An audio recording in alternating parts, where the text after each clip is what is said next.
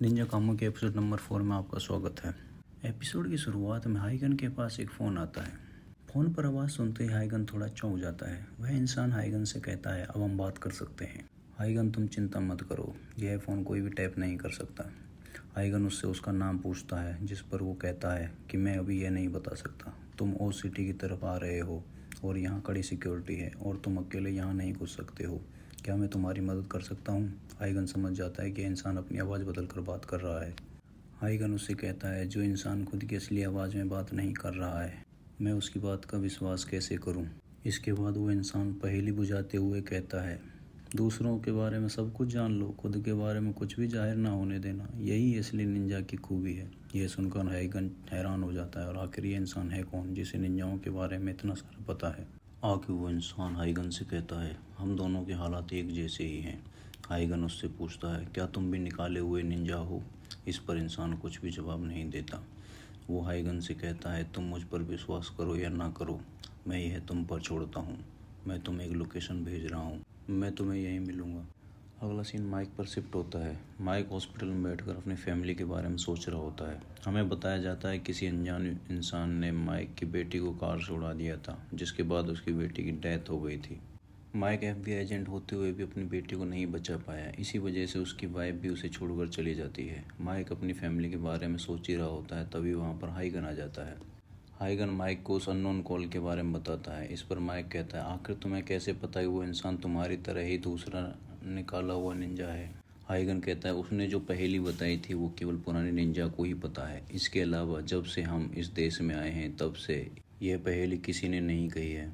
अगले सीन में एमा इस बात को कंफर्म करती है कि ओजा सिटी की सिक्योरिटी सिस्टम बहुत ही ज़्यादा स्ट्रॉन्ग है और किसी के लिए भी उसे तोड़ पाना बहुत ज़्यादा मुश्किल है। माइक हाइगन से कहता है कि अगर यह एक जाल हुआ तो हम क्या करेंगे? हाइगन कहता है, फिर मैं सभी को जिंदा गाड़ दूंगा। इस पर माइक कहता है, तुम यह बात मत भूलो कि हम बस कुछ समय के लिए साथ ही बने हुए हैं। आगे माइक एमा से कहता है, हमें कैसे भी करके ओज सिटी के अंदर जाना होगा, हमारे बॉस भी हमारे ऊपर नज़र रखे हुए हैं। एमा शुरुआत में तो मना करती है, पर बाद में बताती है कि डार्क वेब पर कुछ लोगों का एक ग्रुप है जो ओज के हर एक एक्शन पर नज़र रखे हुए है। इन लोगों का मानना है कि ओज पूरी दुनिया पर कब्जा करना चाहती है, इसलिए वो लोग सब कुछ तबाह करने के लिए बहुत सारे हथियार बना रहे हैं। एमा आगे कहती है, मुझे इनकी वेबसाइट के एडमिन का एड्रेस पता चल गया है। यह ओज कंपनी में पहले रिसर्च का काम किया करता था। यह हमारी लोकेशन इससे बहुत ज़्यादा दूर रहता है। यह सुनते ही माइक वहाँ अकेले जाने के लिए कहता है। इस पर एमा कहती है, नहीं, मैं ऐसा नहीं होने दे सकती। हम लोग ओज के डर्टी सीक्रेट का पता लगाने वाले हैं। यह इन्फॉर्मेशन हज़ारों की हो सकती है, नहीं, यह तो करोड़ों की हो सकती है। मैं इतना अच्छा मौका अपने हाथ से नहीं जाने दूंगी। इसके बाद हाइगन माइक और एमा से कहता है, तुम दोनों को सतर्क रहना चाहिए और वहाँ से जाने लगता है। माइक हाइगन से पूछता है कि तुम्हारी वाइफ को पता था कि तुम एक निंजा हो? हाइगन कहता है, मेरी वाइफ मारी थी, वह एक निंजा थी और हम निंजा आपस में फैमिली नहीं बना सकते हैं, ना ही एक दूसरे से ज़्यादा अटैच हो सकते हैं। हम लोगों ने निंजा के इसी कोड को तोड़ा था। यह बोलकर हाइगन वहाँ से चला जाता है। अगला सीन में एक मीटिंग दिखाया जाता है। यहाँ पर यामाजी, ओजा का CEO निंजा जिसे हाइगन को मारने का मिशन मिला था, वो और इसके अलावा 3 और लोग होते हैं। ओज का CEO कहता है, हमने जिसे हाइगन को मारने के लिए भेजा था वो पूरी तरह सेना के बराबर था, पर हाइगन ने उसे तुरंत ही मार डाला। आगे सभी हाइगन को मारने के लिए प्लान बना रहे होते हैं। एक सीन दिखाया जाता है, यामाजी निंजा को चुप करने के लिए दूर से ही अपनी पावर का यूज़ करते हैं, जिससे निंजा का गला दबने लगता है। आगे यामाजी कहता है, हमें हाइगन को हल्के में नहीं लेना चाहिए, उसकी निंजा टेक्निक को समझकर उससे लड़ना होगा। यामाजी माइक के बारे में भी कहते हैं, वह हमारा कुछ भी नहीं बिगाड़ सकता है, हमें जब भी उसे खतरा महसूस होगा हम उसे मार देंगे। हमें अभी अपने प्लान की अकॉर्डिंग चलना है। इस मीटिंग की सभी बातें एक क्रो सुन रहा होता है। अगले सीन में ओज का CEO अपनी सेक्रेटरी के साथ कार से जा रहा होता है। सेक्रेटरी से हाइगन के बारे में पूछता है, क्या यह निंजा सही में ज़्यादा खतरनाक है? सेक्रेटरी कहती है, क्या तुम्हें इससे डर लग रहा है? CEO कहता है, नहीं, मैं तो बस बहुत ज़्यादा एक्साइटेड हूँ। मुझे ज़्यादा से ज़्यादा डाटा चाहिए जिससे मैं उसके जैसा एक रोबोट बना सकूँ। आशा करता हूँ कि वह जल्दी नहीं मरेगा। इसके बाद हम यामाजी पर शिफ्ट हो जाते हैं। जाई यामाजी से हाइगन को मारने की परमिशन मांगता है, पर यामाजी उसे मना कर देता है। यामाजी कहता है, मैं उसके पीछे दूसरे निंजाओं को भेजूंगा और उससे सारा सीक्रेट निंजा टेक्निक को निकलवा लूँगा। आगे हमें निंजा रूल्स के बारे में बताया जाता है। सभी निंजा रूल्स से बंधे होते हैं। ये रूल उनकी रक्षा करने के लिए भी होते हैं। और इन रूल को फॉलो करने के लिए ही निंजा जीता है। निंजा का पहला रूल है निंजा का सीक्रेट कभी भी बाहर नहीं आना चाहिए, और दूसरा है निंजा को कभी भी एक दूसरे से लगाव नहीं रखना चाहिए। तीसरा रूल कहता है कि निंजा का मिशन उसकी जान से भी ज़्यादा कीमती होना चाहिए। आगे हमें एक सीन दिखाया जाता है जहां पर 3 निंजा लोगों को मारकर नेशनल सिक्योरिटी से रिलेटेड डॉक्यूमेंट को चुरा लेते हैं। इसके बाद हमें वो सीन दिखाया जाता है जब हाइगन, जाई और मारी तीनों साथ में एक शिनोबी बनने की शपथ लेते हैं। तब हमें पता चलता है कि वो तीनों निंजा मारी, जाई और हाइगन थे। आगे 3 लोगों को अलग अलग एक सीक्रेट निंजा टेक्निक बताई जाती है जो केवल उन्हें अपने पास ही रखनी होगी। इस टेक्निक को दूसरों के साथ रिवील करने से मना किया जाता है।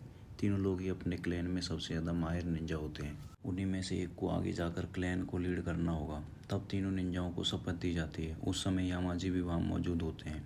इसके बाद तीनों लोग साथ बैठकर एक दूसरे के साथ ड्रिंक शेयर करते हैं। हाइगन मजाक में जाई से कहता है, तुम अपनी सीक्रेट निंजा टेक्निक शेयर मत कर देना। इस पर जाई कहता है, नहीं, मैं इस चीज़ का पूरा ध्यान रखूंगा, क्या पता भविष्य में हमें एक दूसरे से लड़ना पड़ जाए। इसके बाद हाइगन कहता है, हमने जो एक दूसरे से रिश्ता बनाया है यह खून से भी ज़्यादा स्ट्रॉन्ग है। हमें नहीं पता हमारी मौत कब आ जाए, इसलिए यह ड्रिंक हमारे अनुभव, बातचीत और वादे का प्रतीक है।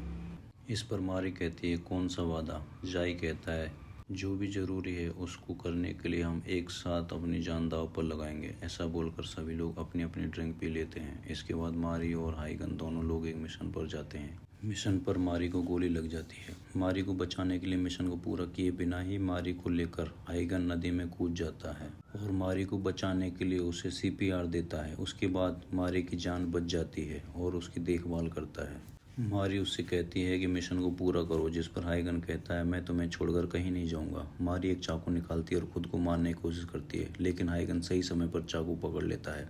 मारी हाइगन को समझाती है कि ऐसे तो हमारा मिशन फेल हो जाएगा। हमारे रूल्स के हिसाब से मिशन सबसे ज़्यादा ज़रूरी है और हमें एक दूसरे से लगाव नहीं रखना चाहिए। जिस पर हाइगन कहता है, जिस दिन से मैं तुमसे मिला था मैंने उस दिन ही कोड को तोड़ दिया था, और वो मारी से अपने प्यार का इजहार कर देता है। इसके बाद दोनों लोग एक दूसरे के साथ इंटीमेट होने लग जाते हैं।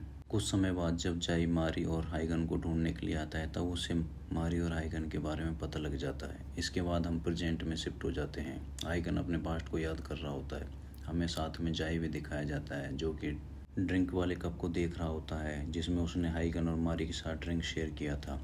अगले सीन में हम माइक पर शिफ्ट होते हैं। माइक ओज के पुराने एम्प्लॉय से मिलने के लिए निकल रहा होता है। तभी उसे उसके बॉस का फ़ोन आता है। बॉस उसे बताता है कि तुम्हें कोई भी काम नहीं दिया जाएगा, पर तुम्हारी पार्टनर एमा को किसी दूसरे केस में साइन कर दिया गया है। इसके बाद आखिरी बार माइक एमा से मिलता है और एमा माइक को कहीं खाने पर चलने के लिए कहती है। माइक रेडी हो जाता है। दूसरी तरफ हाइगन अननोन फ़ोन कॉल पर बताए हुए पते पर पहुंच जाता है। हाइगन को वापस उसी नंबर से कॉल आता है। वह इंसान हाइगन से कहता है कि तुमने एकदम सही फैसला लिया है। हाइगन को ओज सिटी की सिक्योरिटी के बारे में बताने लगता है। ओज सिटी के चारों तरफ बहुत सारे ड्रोन से बना हुआ एक सिस्टम लगा हुआ है जो हर चीज़ पर निगरानी रखता है। इसके अलावा शहर के चारों ओर सेंसर लगे हुए हैं। ये सेंसर शहर में घुसने वाले हर एक इंसान को चेक करते हैं। अगर कोई अनवांटेड गैस अंदर घुस जाता है तो ड्रोन उस पर फायरिंग शुरू कर देते हैं। इसके अलावा शहर के ऊपर एक इलेक्ट्रोमैग्नेटिक बैरियर बना हुआ है जो केवल पानी और हवा को अंदर आने देता है। इसके लिए शहर के ऊपर से आना नामुमकिन है। ये केवल अंडरग्राउंड फैसिलिटी का यूज़ करके सेंसर को मेंटेन करते हैं। तुम लोग शहर के अंदर यहीं से जाओगे और मैं तुम्हें लोकेशन भेज दूंगा कि कहाँ से तुम्हें अंदर घुसना है। इसके अलावा मैं तुम्हें एक शॉर्ट मैप भी दे दूंगा। फैसिलिटी के अंदर बहुत सारे सिक्योरिटी कैमराज हैं और लेजर ट्रैप लगे हुए हैं। इसके अलावा बहुत सारे सोल्जर्स भी हैं जो हर सेक्शन में शिफ्ट वाइज पहरा देते हैं। तुम्हें सबसे बचकर बिना लड़े शहर के अंदर घुसना है। हमारा प्लान तभी सक्सेसफुल होगा। लास्ट में एक इलेक्ट्रोमैग्नेटिक बैरियर है। मैं 5 सेकंड के लिए उसे खोल दूंगा। अगर उससे ज़्यादा किया तो अलार्म बजने लगेगा। हम शाम होते ही स्टार्ट करेंगे। तुम्हारे पास बस 5 सेकंड का समय होगा। क्या तुम ये कर पाओगे? इस पर हाइगन कहता है, कोई दिक्कत नहीं है। इसके बाद हम फिर से माइक पर शिफ्ट हो जाते हैं। माइक ओज के पुराने रिसर्चर से मिलने के लिए निकल चुका होता है। माइक रास्ते में एमा से हुई बातचीत को याद करता है। एमा माइक को रिसर्चर की फ़ोटो दिखाती है और उससे कहती है, ये पुरानी फ़ोटो है, हो सकता है कि अपना भेष बदल कर रह रहा हो। इस पर माइक कहता है, तुम चिंता मत करो, मैं उसे पहचान लूँगा। आगे एमा माइक से अपना ख्याल रखने के लिए कहती है। इसके बाद हम फिर से हाइगन पर शिफ्ट हो जाते हैं। हाइगन अपना मास्क लगाकर रेडी हो जाता है। फ़ोन पर आदमी हाइगन को बताता है, मैंने सभी सिक्योरिटी कैमराज को हैक कर लिया। तुम्हारे पास 8 मिनट का समय है, उसके बाद उन लोगों को पता चल जाएगा। आगे हाइगन ओ सिटी के अंडरग्राउंड फैसिलिटी में घुस जाता है। फ़ोन पर आदमी हाइगन को इंस्ट्रक्शन देता रहता है और हाइगन भी उन्हें फॉलो करते हुए अंदर जा रहा होता है। हाइगन लेजर ट्रैप से निकल रहा होता है, तभी वो लेजर से टकरा जाता है और अलार्म बजने लगता है। कुछ सोल्जर्स हाइगन पर हमला करने के लिए आ जाते हैं, लेकिन फ़ोन पर आदमी कहता है कि रुकना नहीं है, चलते रहो, और सभी सोल्जर्स को मारते हुए आगे बढ़ जाता है। आगे वो इलेक्ट्रोमैग्नेटिक बैरियर के पास पहुंच जाता है। फ़ोन वाला इंसान 5 सेकंड के लिए बैरियर को बंद कर देता है और कहता है, अब मैं बैरियर बंद कर रहा हूँ। जैसे ही हाइगन बैरियर को क्रॉस करता है, उसके सामने जाई आ जाता है, जिसके बाद बैरियर वापस से एक्टिवेट हो जाता है। एपिसोड के लास्ट में बैरियर के एक तरफ हाइगन खड़ा हुआ होता है और दूसरी तरफ जाई को खड़ा दिखाया जाता है। इसके साथ ही एपिसोड यहीं पर समाप्त हो जाता है। Share, like and subscribe our channel. Thank you.